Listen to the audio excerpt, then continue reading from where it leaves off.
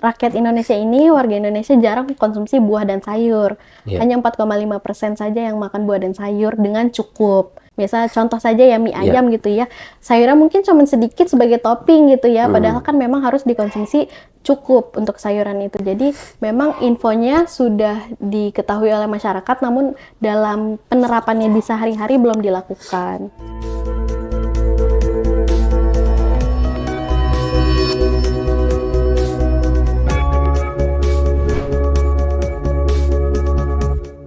Assalamualaikum warahmatullahi wabarakatuh. Masih di 107.7 FM JCTV. Alhamdulillah senang sekali Bang Dipo Usman kembali hadir menemani Anda di pagi hari ini. Tentunya dalam program Bincang Sehat kerjasama JCTV atau Jakarta Islamic Center dengan Rumah Sakit Islam Jakarta Sukapura bekerja sebagai ibadah ihsan dalam pelayanan hari esok harus lebih baik daripada hari ini. Nah, Mitra JIC, hari ini kita akan membahas satu tema berkaitan dengan gizi. Mengingat minggu-minggu ini atau pekan-pekan ini adalah peringatan Hari Gizi Nasional dan kemarin sudah diselenggarakan tuh program berkaitan dengan gizi dengan judul Gizi Optimal Mewujudkan Generasi Emas 2045.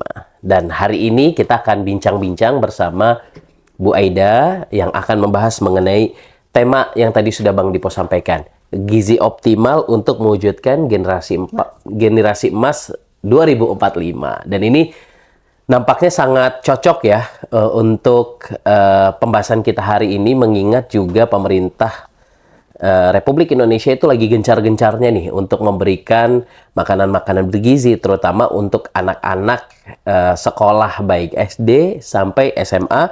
Karena generasi emas 2045 itu adalah generasi Indonesia yang pada usianya itu produktif, yang memiliki kesehatan harus prima, kecerdasannya tinggi, akhlak mulia, dan daya saing global, tentunya dalam menyongsong 100 tahun Indonesia Merdeka 2045. Dan hari ini sudah hadir bersama kita dari Rumah Sakit Islam Jakarta Sukapura, ahli gizi, yaitu Bu Aida. Assalamualaikum Bu Aida. Waalaikumsalam.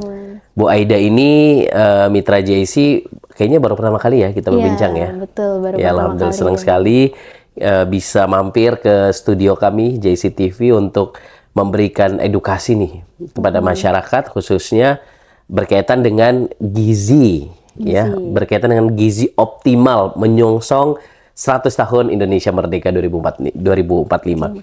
Mbak Ida, sebelum kita mulai hari ini, silakan dulu Mbak Ida menyapa dulu Mitra JIC yang sedang mendengarkan atau menyaksikan kita melalui JIC TV. Kami persilakan. Assalamualaikum warahmatullahi wabarakatuh. Ya, selamat pagi JIC, para penonton JIC TV. Perkenalkan, nama saya Aida Nurul Fathia. Saya ahli gizi di Rumah Sakit Islam Jakarta Sukapura Kelapa Gading. Iya, sebelum kita nanti bincang-bincang nih seputar gizi optimal, kalau gizi di Rumah Sakit Islam Jakarta Sukapura Kelapa Gading itu ada berapa tim tuh? Berapa orang? Kalau tim kita dibagi menjadi dua ya. Ada dua tim. orang. Ada 4 orang, tapi ada yang ke gizi klinik, asuhan gizi klinik, ada juga yang di MSPM atau penyelenggaraan makanannya di dapur. Jadi totalnya ada 4 orang. Oke.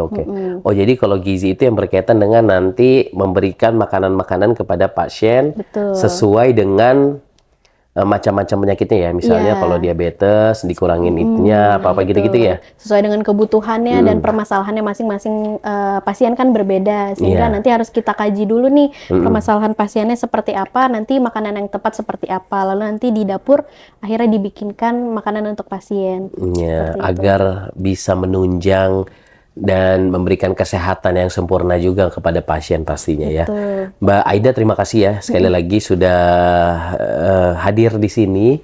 Hari ini kan Bang Dipo tuh tahu minggu-minggu ini tuh berkaitan dengan gizi ya. Kemarin tuh hari tanggal berapa tuh Mbak Aida? Hari Gizi Nasional itu diperingati setiap tanggal 25 Januari. 25 Januari. Betul. Sekarang sudah tanggal 30 Januari ya. Iya, artinya 5 hari yang lalu ya. Iya, 5 hari. Dan ini kan biasanya kalau gizi itu panjang nih untuk memperingatinya ya. Memperingati harinya panjang ya. Nah, sekarang tuh pemerintah tuh lagi gencar-gencar tuh meningkatkan gizi kepada anak-anak Indonesia gitu ya. Betul. Dengan adanya program MBG, makan bergizi gratis ya. gitu. Nah, itu gimana nih Mbak Ida? seberapa penting gizi optimal untuk anak-anak Indonesia? Ya, baik. Jadi kan kalau gizi optimal pada masa pertumbuhan pastinya diperlukan ya untuk anak-anak gitu ya. Dengan adanya MBG ini kan dimaksudkan untuk menurunkan, tujuan awalnya untuk menurunkan angka stunting yang ada di Indonesia gitu, sehingga diberikan makanan bergizi gratis kepada anak sekolah ya, dari siswa SD sampai SMA.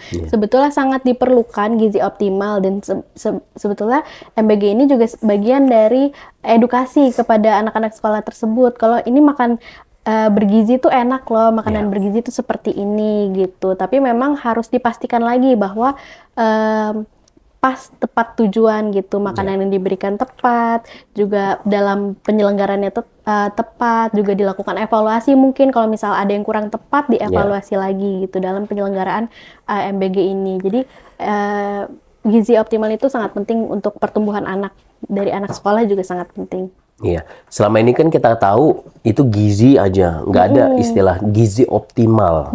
Yang dimaksud dengan gizi optimal itu apa sih sebenarnya? Gizi optimal ini maksudnya dengan gizi seimbang ya. Jadi kalau misal kita membicarakan gizi seimbang, harus tahu dulu nih pengertiannya apa gizi seimbang ya. Jadi kalau gizi seimbang itu kalau misal dalam pikiran kita makan yang sehat aja kurang tepat. Gizi seimbang itu adalah asupan makanan, keberaneka-ragaman makanan yang masuk ke dalam tubuh kita yang sesuai dengan kebutuhan. Kadang orang bilang makan sayur kan udah sehat gitu, padahal itu persepsi yang salah. Kalau misalnya mau makan sehat itu harus sesuai dengan kebutuhan. Misal di tubuh kita butuhnya karbohidrat, protein, lemak, vitamin dan mineral. Jadi harus makanan itu mencakup semua komponen tersebut, semua zat gizi tersebut, dan juga dibarengi juga dengan adanya aktivitas fisik sebagai outputnya. Jadi makanan ini sebagai input, aktivitas fisik ini sebagai output, dan juga nanti kita harus jaga kebersihan juga ya, karena salah satu yang mempengaruhi status gizi itu adalah infeksi. Kalau misalnya kita tidak jaga kebersihan, tidak berupaya untuk hidup sehat, itu bisa mempengaruhi status gizi juga, secara tidak langsung mempengaruhi dulu penyakit infeksinya, mungkin akan menyebabkan infeksi ke diri lalu mempengaruhi status gizi juga. Lalu juga kita harus punya berat badan yang ideal, jadi memantau berat badan setiap bulan. Kalau misalnya anak-anak kan ada posyandu ya, bisa ikut posyandu. Kalau misalnya orang dewasa mungkin kalau punya timbangan di rumah bisa cek sendiri atau datang ke pusat layanan kesehatan juga bisa untuk cek berat badan, tinggi badan, seperti itu. Iya, sekarang kan pemerintah tuh kayak anakku itu selalu setiap bulan itu cek timbangan ya. Dan lansia juga ada ya sekarang, apa program lansia ya? Iya, ada yang namanya Posbindu. Biasanya kita sebutnya lansia gitu ya. Itu untuk usia produktif, bisa cek juga di lansia. Iya. Baik, Mbak Aida. Tadi Bu Aida kan bilang gizi optimal itu adalah gizi yang seimbang. Betul. Di dalamnya kan ada karbohidrat, ada vitamin, ada protein. Nah, itu bagaimana untuk bisa kita mengetahui apakah gizi kita itu seimbang atau tidak? Dan sebenarnya dampak kalau misalnya gizi seimbang itu tidak, maksudnya dampak kekurangan gizi atau periodisasi gizi itu seperti apa sih sebenarnya? Jadi kalau misalnya cara kita tahu gizi kita yang sudah kita makan itu seimbang atau belum ya, makanan sekarang ada dulu mungkin sering dengar pedoman 4 sehat 5 sempurna. Tapi itu udah nggak digunakan lagi semenjak 2014, kita udah ada punya pedoman jadi sekarang baru. tuh udah nggak ada istilah ayo kita makan 4 sehat 5 sempurna ya. Sudah diganti ya. Sudah diganti ya. Iya. Sekarang apa tuh? Sekarang namanya isi piringku. Isi piringku. Betul. Kok jauh ya bedanya ya? Konsepnya hampir sama, cuma di isi piringku ini kita lebih tahu komponennya harus seberapa banyak nih, makan karbohidrat, makan sayur, buah gitu. Jadi kalau di isi piringku itu piringnya dibagi 4, tapi nggak sama rata. Jadi tapi itu bukan singkatan juga ya? Bukan, isi piringku memang isi piringku seperti ini gitu. Jadi kan ada juga yang bilang kalau misalnya sehat itu dimulai dari piringku sendiri gitu ya. Jadi kalau isi piringku itu isinya setengahnya untuk serat, sayur-sayuran dan juga vitamin, setengahnya lagi untuk makanan pokok dan juga lauk pauk. Nah, di isi piringku juga disebutkan bahwa 2/3 dari setengah piring itu karbohidrat dan juga sayuran, 1/3 dari setengah piring itu nanti konsumsi lauk pauk dan juga buah-buahan. Jadi lebih terperinci gitu ya dibandingkan 4 sehat 5 sempurna. Dulu kan hanya bilang makan makanan pokok, lauk pauk, sayur, buah ditambah penyempurnanya susu gitu. Kalau sekarang lebih terperinci lagi untuk jumlahnya yang harus dimakan seberapa banyak gitu. Jadi harus makan makanan pokok, lauk pauk juga dibagi menjadi 2 juga ya. Ada protein hewani, protein nabati, dan itu kalau bisa setiap makan memang harus ada dua-duanya. Ada protein hewani dan juga protein nabati. Lalu ada sayuran dan juga buah. Dan kalau misalnya susu itu bukan jadi penyempurna lagi karena dia sudah termasuk ke dalam protein. Jadi boleh dikonsumsi juga gak apa-apa, tapi kalau misalnya tidak dikonsumsi bukan berarti nggak sempurna juga. Gitu. Saya coba mungkin dengan bahasa sederhananya, misalnya nih satu piring nih. Betul. Kan kalau misalnya apa sih yang dimaksud serat tuh, makanan apa jenisnya, kemudian karbohidrat tuh banyak juga Mitra Jessi yang belum paham apakah mie itu juga termasuk karbo, nasi gitu-gitu ya dok. Misal Mbak Aida, misalnya nih satu piring misalnya contoh ya Bang Dipo tuh nasinya itu berarti harus ada sayurnya. Betul. Misalnya sayurnya sayur capcay itu termasuk ya? Iya, termasuk. Kemudian untuk protein hewani itu berarti kayak ikan atau ayam gitu. Betul, Itu berbeda nggak ikan sama ayam? Ikan sama ayam sama-sama protein hewani. Protein hewani. Betul. Kalau protein nabati itu seperti tempe. Kacang dan olahannya, jadi kacang-kacangan, kacang kedelai, kacang hijau, kacang tanah, dan olahannya tahu tempe itu termasuk protein nabati. Oh, itu protein nabati. Kemudian apa lagi tuh dok? Kalau misalkan kita bahas dari karbohidrat dulu aja Iya, karbohidrat. Kalau karbohidrat itu ada nasi. Nasi kan banyak nih, ada nasi merah, nasi putih gitu ya. Itu sama-sama karbohidrat. Roti juga dia termasuk karbohidrat. Roti. Betul. Mie, bihun itu karbohidrat. Tepung itu karbohidrat. Tepung juga. Berarti kayak misalnya pancake itu jadi karbo ya? Iya, dia karbo. Terus kentang, karbohidrat, ubi-ubian, singkong segala macamnya itu juga karbohidrat. Itu karbohidrat. Betul. Kalau misalnya protein tadi dibagi menjadi 2 ya. Kalau pisang rebus? Kalau pisang rebus termasuknya ke buah. Buah ya? Oke. Walaupun kan kadang kita suka sarapan pagi tuh pakai pisang rebus gitu. Iya. Itu kan karbo berarti ya? Bukan, itu termasuk ke buah. Kalau untuk protein tadi ya protein hewani ada ayam, ikan, unggas pokoknya ya, hasil laut gitu. Ada ikan, udang, cumi, terus juga ada daging merah ya, daging sapi seperti itu. Dan juga telur, susu juga termasuk protein hewani. Oh, termasuk telur juga ya? Telur juga protein hewani. Gitu. Kalau protein nabati? Protein nabati tadi kacang dan olahannya. Ada kacang merah, kacang hijau, kacang kedelai, dan olahannya tahu, tempe itu juga termasuk protein nabati. Kalau sayuran mungkin kita udah pada tahu semua ya, bayam, kangkung. Yang dimaksud serat gitu. Itu apa? Serat itu sumbernya dari buah-buahan dan sayuran gitu ya. Paling banyak dari buah-buahan sayuran, makanya kita dianjurkan untuk konsumsi buah dan sayur gitu agar seratnya tercukupi seperti itu. Oke. Jadi di dalam satu piring itu ada karbohidrat, kemudian ada protein nabati, protein hewani, terus sama sayuran. Sayur, iya. Atau serat lah ya. Iya, dan ditambah buah juga. Sebenarnya buah itu harus konsumsi setiap kali makan gitu. Banyak yang bilang makanya buah dulu, buahnya di awal apa di akhir yang paling bagus? Buahnya, kalau misalnya tergantung ya, kalau misalnya kita udah mau makan besar duluan, kan biasanya dicerna dulu tuh makan besarnya, baru mencerna buah gitu ya. Jadi kalau misalnya buahnya dikatakan sebagai pencuci mulut juga boleh di akhir, seperti itu. Nggak masalah ya sebenarnya ya. Jadi ada yang bilang buah itu bagusnya di awal gitu. Mungkin untuk pencernaan nanti. Iya, lebih mencerna duluan buahnya, seperti itu.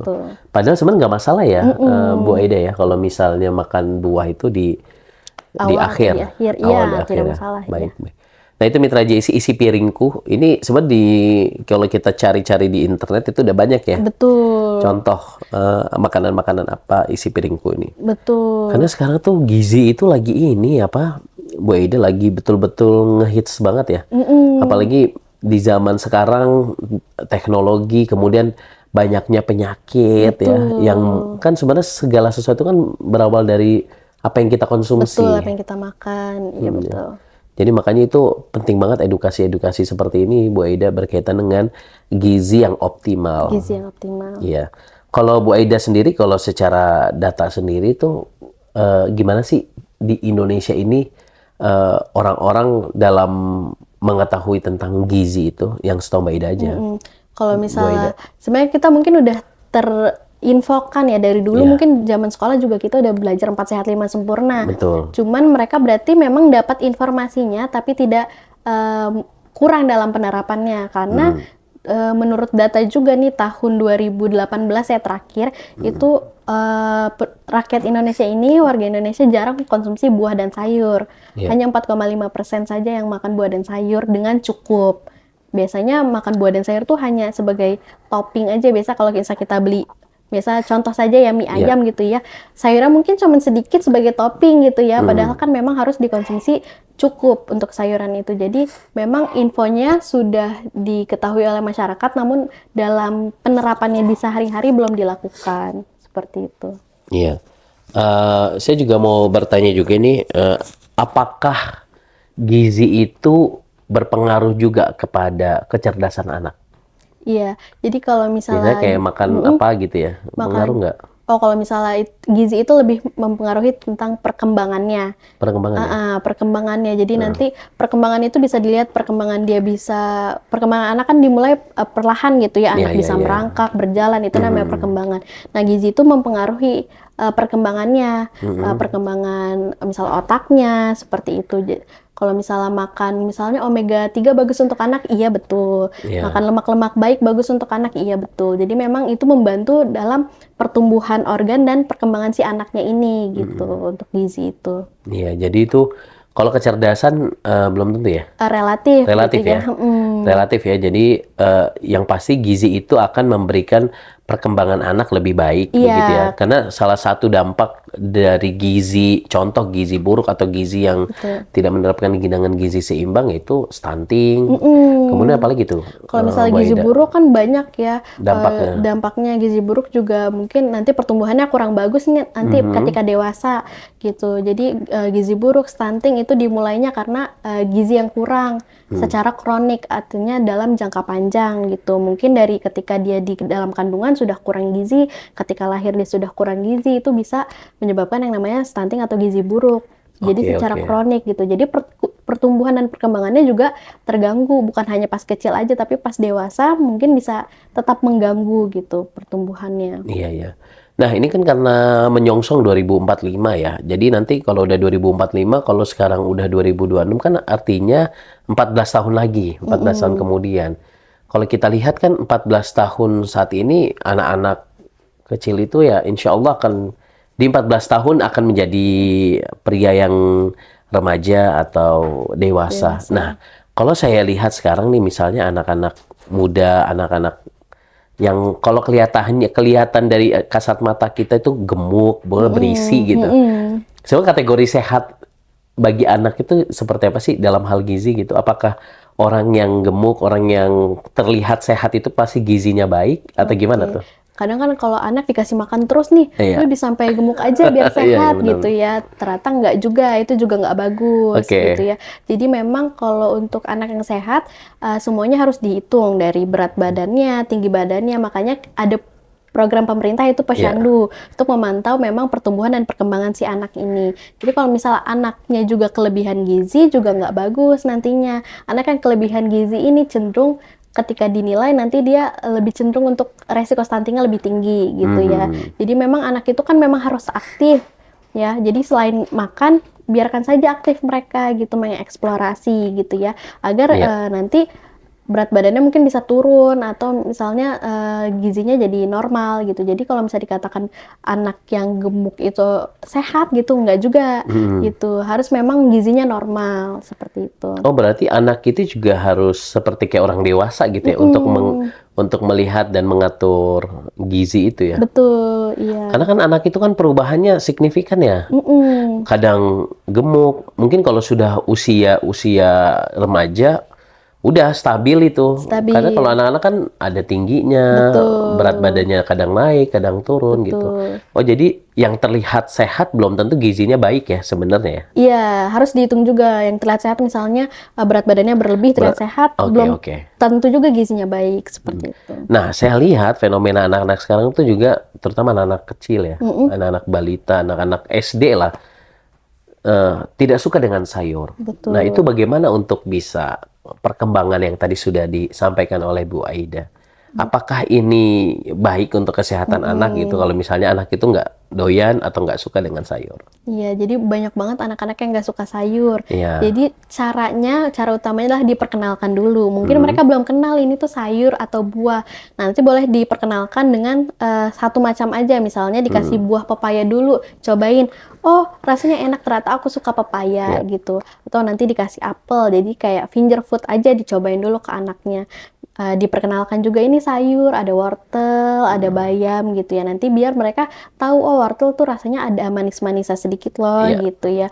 Atau enggak kalau misalnya memang sudah terlanjur dari kecil tidak dibiasakan atau Makan tidak sayur. diperkenalkan sayur, boleh nanti mungkin ibunya agak lebih ekstra nih mengolah sayurnya bukan biasa kan di bening sop gitu ya, atau tapi diolah yang lainnya Di seperti misalnya blender bisa di jadi blender. apa gitu ya? Misalnya dibuat nugget, dimasukkan ke nugget jadi bola-bola ayam pakai sayur gitu ya. Atau misalnya sekarang telur dadar aja yang simple dimasukin sayur agar serata tercukupi juga itu juga bisa. Jadi memang harus diolah lebih lanjut lagi nih sampai tahu nih anaknya suka ketika sayur ini dimasak seperti apa, seperti itu. Iya, dan ini juga mungkin apa namanya, tontonan juga sangat ngaruh sih ya. Kadang ada di tontonan itu anak gak suka sayur, akhirnya kan menular. Mungkin salah satunya ya, nggak tahu ini, bukan penelitian soalnya. Tapi ini pentingnya ya untuk terutama untuk anak-anak balita, anak-anak yang masih sekolah SD itu harus diperbanyak tuh makanan-makanan serat. Tadi isi piringku itu betul-betul dipraktekkan begitu. Nah, Bu Aida, sekarang kita masuk, kalau tadi kan kita lebih banyak bicara tentang anak ya. Sekarang kita masuk di usia-usia kayak remaja lah, milenial atau Gen Z lah ya. Nah, sekarang kan budayanya itu yang pertama dulu deh.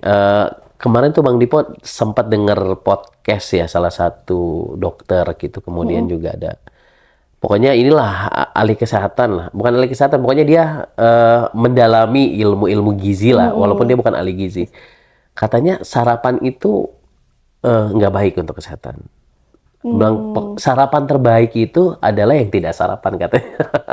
Dan Bang Dipo ini udah hampir seminggu nih udah ngejalanin gitu. Tapi kadang nggak udah mulai sarapan juga sih. Karena kan udah dibuatin sama istri kan nggak enak kalau nggak dimakan. Nah itu gimana sih sebenarnya kalau dari sudut pandang ahli gizi tentang sarapan itu baik nggak untuk kesehatan? Baik, jadi kalau sarapan itu sangat disarankan untuk sarapan. Apalagi bagi kita yang bekerja di luar gitu ya, atau terutama anak-anak yang fisik banget iya, ya. fisik banget, atau anak-anak yang sekolah nih, karena kalau nggak sarapan biasanya ngantuk gitu, kurang suplai oksigen juga ke otaknya seperti itu kan. Terus kalau misal nggak sarapan, biasanya kita juga lebih lemes ya. Benar. Betul, jadi memang harus dibiasakan sarapan memang agar makannya teratur.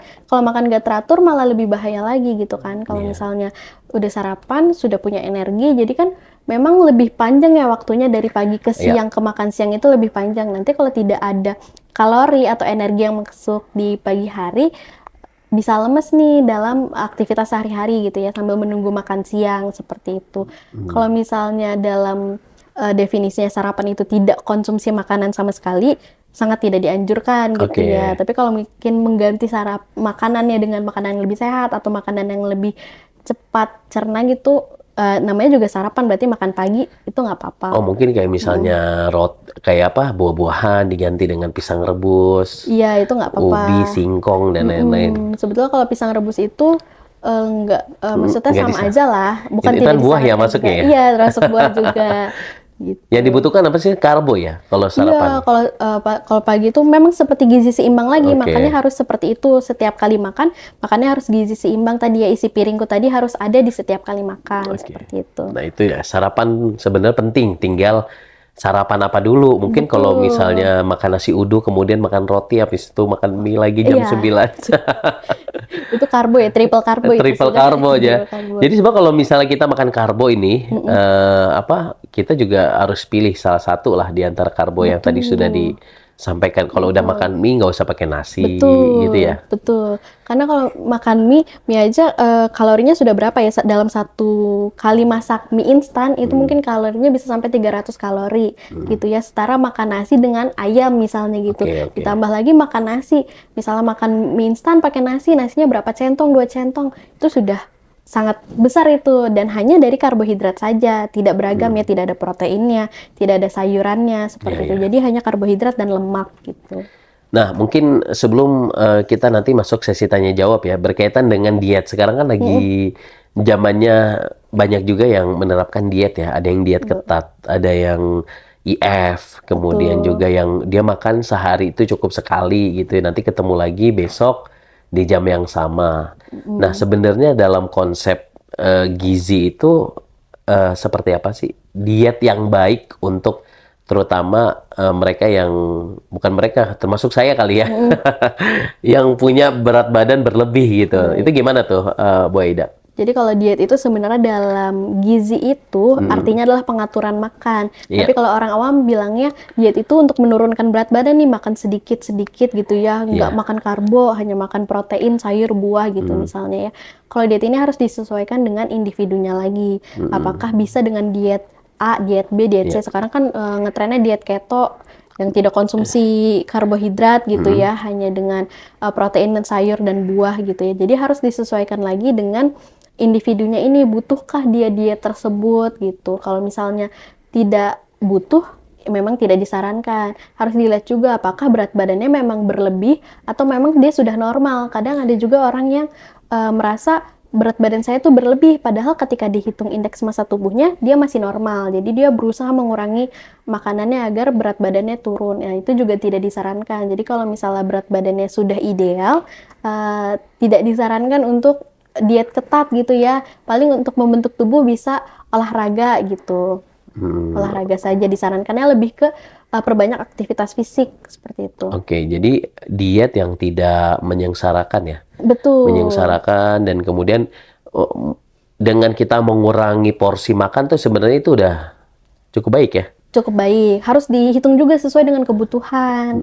Memang kalau misal kebutuhannya 100 ya makannya 100 seperti itu misalnya gitu. Jadi jangan terlalu dikurangin banget juga. Iya.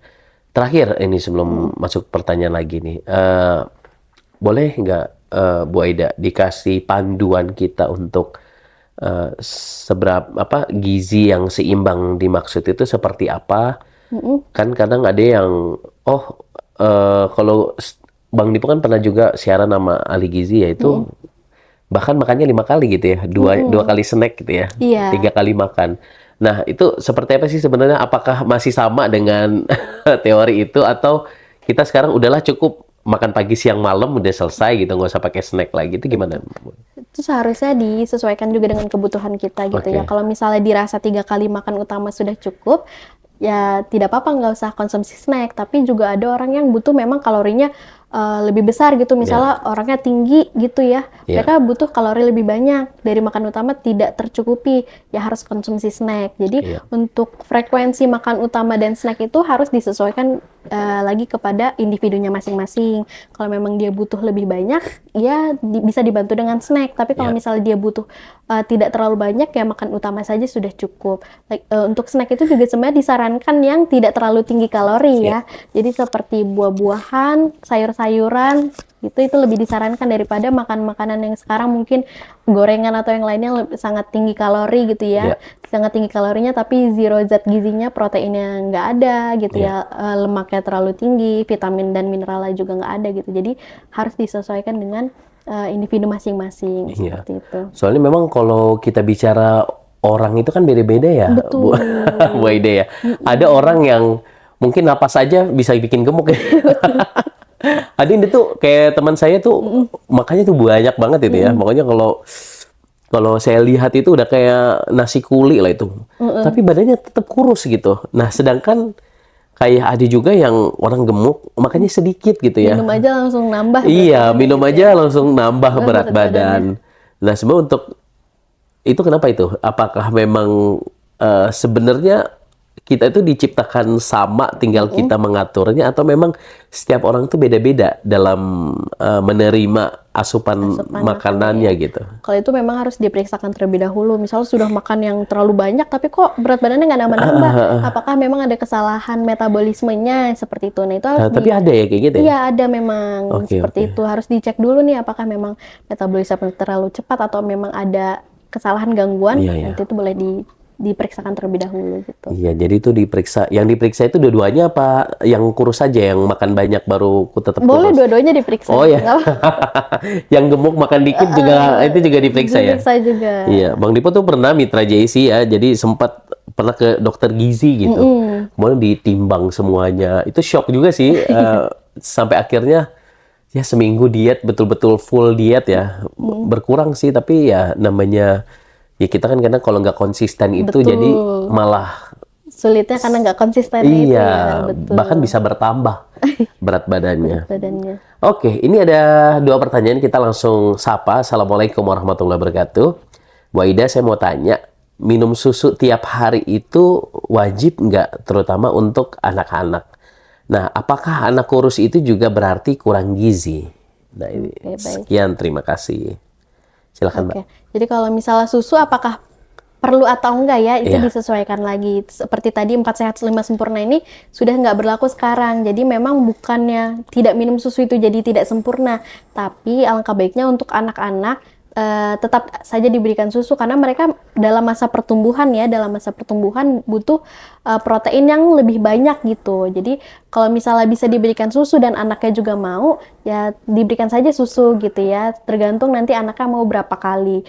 Lalu kalau untuk anaknya kurus, Apakah dia kekurangan gizi? gizi atau enggak itu harus dicek juga ya. Maksudnya kalau misalnya kita hanya bilang kurus atau kurang gizi atau enggak, harus dicek berat badannya berapa, tinggi badannya berapa. Untuk anak kan biasanya sekarang kalau 1 sampai 5 tahun ada posyandu. Jadi boleh ikut ke posyandu aja, nanti dibantu sama kadernya di sana, biasanya dikasih tahu ini anaknya kurang, cukup, atau berlebih, di situ pasti dikasih tahu. Tapi kalau misalnya sudah lebih atau sudah misalnya masa usia produktif, boleh datang ke pusat layanan kesehatan aja, di puskesmas ada, ataupun di rumah sakit pun juga bisa cek kesehatan, seperti itu. Oke. Nah, itu mitra JC ya untuk jawabannya. Selanjutnya, pertanyaan selanjutnya ini. Assalamualaikum warahmatullahi wabarakatuh. Iya. Bang Dipo dan Bu Aida, selamat pagi juga. Saya mau bertanya, mengapa berat badan saya itu susah turun meski sudah diet? Apakah dengan kita berpuasa bisa membantu menurunkan berat badan? Pertanyaan kedua, bagaimana mengatur porsi makan agar tidak gemuk? Oke, Ya, baik. terima kasih. Jadi kalau misalnya sudah kurangi makanan tapi masih belum turun juga berat badannya. Padahal udah diet gitu ya. Udah diet Maksudnya ya. Tapi Itu nggak- harus diperhatikan juga nih, input dan output. Inputnya seberapa, outputnya seberapa gitu ya. Kalau misalnya 1 jam olahraga misalnya menurunkan atau membakar 100 kalori, kita harus lihat juga inputnya yang kita masuk berapa nih. Kalau misalnya terlalu banyak input yang masuk, tidak dikurangi juga dengan adanya pengeluaran gitu, output, tetap saja mungkin susah turun berat badannya ya. Jadi konsepnya dalam menurunkan berat badan itu yang pertama kurangi inputnya, lalu besarkan outputnya. Jadi boleh dibantu dengan aktivitas fisik. Kalau dari Kementerian Kesehatan sendiri kan menyarankan 30 menit setiap hari aktivitas fisik. Ya kalau misalnya untuk kita yang masih produktif, mungkin kalau misalnya kita bekerjanya di depan komputer kan sulit ya, karena kita hanya duduk diam. Boleh nanti dibarengin dengan kalau misalnya berangkat ke tempat kerja, boleh berjalan kaki atau pulangnya juga berjalan kaki, misalnya 15 menit sekali jalan kan mungkin sehari sudah 30 menit gitu ya. Untuk ibu-ibu kalau di rumah, ibu-ibu rumah tangga itu kan ya, nyapu, ngepel itu termasuk aktivitas fisik. Jadi juga membantu membakar kalori gitu ya, apalagi kalau kerjaan ibu rumah tangga kan banyak yang jemuran, kanan kiri ngurus anak, itu juga aktivitas fisik. Nah itu boleh ditambah frekuensinya, misalnya ada waktu luang Sabtu atau Minggu, boleh ditambah dengan olahraga gitu dikira ya. tambah anak lagi. Lebih sulit lagi ya kalau itu ya. Dan tadi apa? Puasa, berkaitan dengan puasa, apakah itu bisa menurunkan berat badan? Betul, kalau puasa bisa menurunkan berat badan, asal dalam catatan bukanya ini ketika buka puasa makannya ini kan apa. mau jelang Ramadan, ini penting nih. Iya, kalau orang puasa kan biasanya ketika buka puasa kalap ya, dia ada es diminum, gorengan Ada nggak sih dimakan. makanan anti lapar gitu untuk puasa itu? Misalnya sahur, apa nih makanan yang paling enak gitu untuk bisa tahan puasa? Pertama, yang menunda lapar itu serat. Serat ya, jadi perbanyak serat ya? Perbanyak serat, makanya orang yang diet itu biasanya konsumsi seratnya banyak. Oh, berarti sayur ya? Agar lebih kenyang gitu ya. Betul. Jadi boleh makan sayur atau buah secara cukup ya dalam pas sahur itu. Terus juga cairannya juga jangan kurang. cairannya harus cukup gitu ya. Kalau misalnya dari Kementerian Kesehatan disarankan 8 sampai 10 gelas per hari gitu ya. Untuk cairan nanti bisa diatur untuk puasa, misalnya pas sahur berapa, pas buka puasa berapa gitu konsumsinya. Jadi puasa itu bagus asal dalam catatan kalau pas bukanya itu tidak kalap gitu ya, untuk menurunkan berat badan. Seperti itu. Ya kalau misalnya puasanya itu sudah sesuai gitu ya, maksudnya yang tadi tidak kalap, kemudian sahurnya juga benar gitu. Tapi kalau misalnya nggak sahur, nggak masalah ya dok ya? Kalau misalnya nggak Mbak sahur, Buaida. lebih takutnya lemes aja nanti. Lemes ya nanti ya. Sehari-harinya. Oke, yang ketiga berkaitan dengan jadwal tadi. Tadi saya lihat, bagaimana mengatur porsi makan agar tidak gemuk? Porsi makannya, kalau itu harus disesuaikan dengan berat badan dan juga tinggi badan. Jadi dilihat dulu kalau misalnya tingginya memang tinggi, orang yang 170, 180 biasanya porsi makannya lebih banyak, antara 2000 kalori ke atas. Tapi kalau misalnya mini-mini ya, mungkin 150, 160, porsi makannya pasti beda, lebih sedikit daripada orang yang tingginya 180 gitu ya. Itu juga ngaruh ya, tinggi, berat badan. Tinggi, berat badan itu sangat pengaruh gitu ya. Oke. Baik, terima kasih Bu Aida sudah memberikan banyak sekali edukasi seputar gizi ya, apalagi sekarang udah jelang Ramadan. Itu kayaknya pas nih tema kita ini, agar kita tuh walaupun Ramadan tetap sehat begitu ya.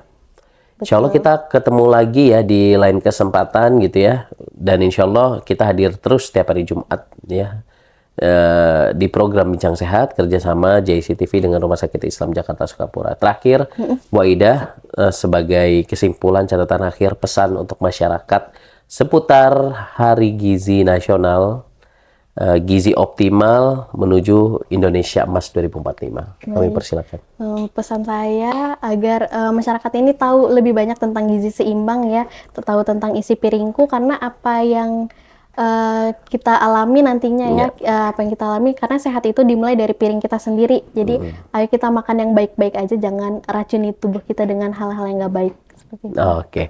Terima kasih Bu Aida. Dan untuk mitra JIC yang ingin konsultasi gizi semua boleh Bu Aida ya? Betul. Itu nanti kalau misalnya kita di Sukapura tuh kan kadang ada yang pengen dikasih diet-diet gitu-gitu ya. Itu datangnya kemana itu? Bisa di Poliklinik Prima di lantai 4 setiap hari Senin sampai Sabtu dari jam 8 sampai jam 1. Itu ada ya? Ada. Bisa konsultasi gizi. Oh iya, ya, terutama misalnya mitra JC tadi tuh yang mungkin kenapa dia makan banyak tapi tetap kurus, atau ada juga yang makan dikit tapi tetap gemuk. Betul. Kita harus dikomunikasikan supaya bisa diketahui. Itu biasanya metodenya apa selain wawancara? Ada ini nggak? Ada alat yang harus dipakai nggak? Misalnya kita ada food model, jadi biar tahu nih kalau misalnya digambarkan kan nasi segini ya sulit. Kita ada food model Oh, ada food modelnya ya. Ada food model, jadi lebih tahu nih kalau misalnya mau makan porsiannya tuh sebesar apa sih, lebih tahu. Oke. Insya Allah lah nanti kita main-main ya mitra JC ya, biar ke RSCJ Sukapura agar bisa mengetahui itu misalnya kayak food modelnya seperti apa. Betul. Oke, terima kasih sekali lagi Bu Aida. Insya Allah kita akan ketemu lagi di lain kesempatan. Dan saya Bang Dipo Usman pamit undur diri. Wassalamualaikum warahmatullahi wabarakatuh.